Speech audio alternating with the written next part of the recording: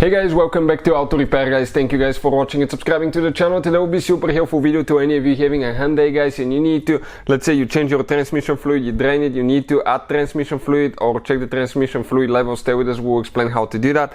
Now before we start, let me tell you quick, that same transmission, the 6-speed transmission, has been used in multiple, maybe 80 to 90% of the Hyundai vehicles from year 2009 to year 2022 currently guys. This is known as the A6 transmission. They have different versions depending on how big your engine is and how much horsepower you have, but practically it looks exactly the same.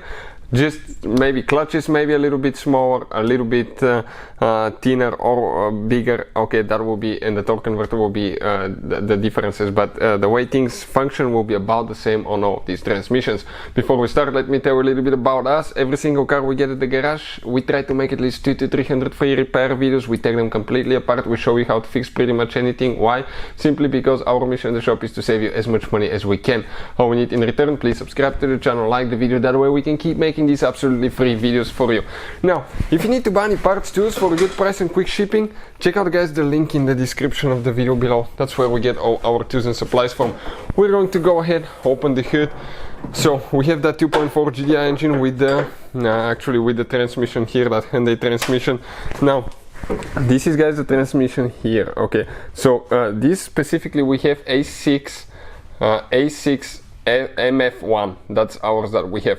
Now verify that you have that kind of transmission, that kind of oil pan. The drain plug, we have a special video that explains how to drain the oil, but now let's go ahead and explain how to add it.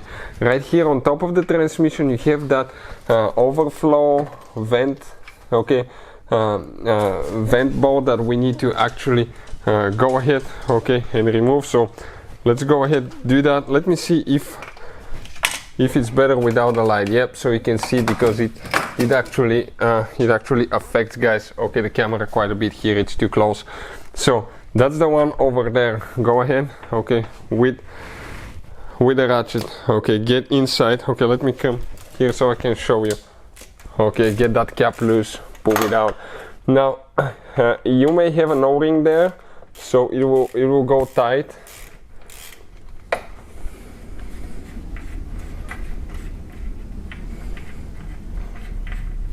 Alright, perfect, and this is it, you can see. Now it really depends how much fluid you drained. That depends on how long you let the transmission drain. If you remove the valve body and the shifting solenoids, you get even more. If you didn't, you probably won't do so much.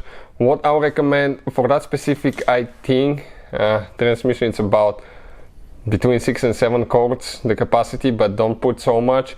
What I will recommend guys, okay, specifically, let's go ahead, see, we're going to put 1 quart now. That's what we're doing, we're just filling it up now. Okay, you can see that's how we're adding oil to it.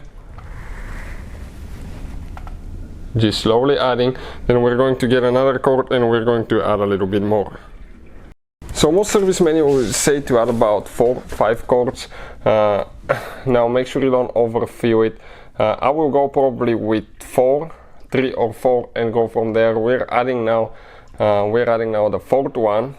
Okay, so that's what we're doing now, and you can actually hear it going guys. Okay, you can actually hear it flowing in the transmission. Now you can definitely hear it in the case. Now right here, that's the vent cap, that's the oil level cap, excuse me, that we'll be checking later, but make sure it's closed for now. We're going to add this one, okay, and we'll continue to explain what needs to be done after that. Okay, next step, what do you need to do next? Okay, we're still waiting on a few parts on that car, but I'll just explain quick what you need to do.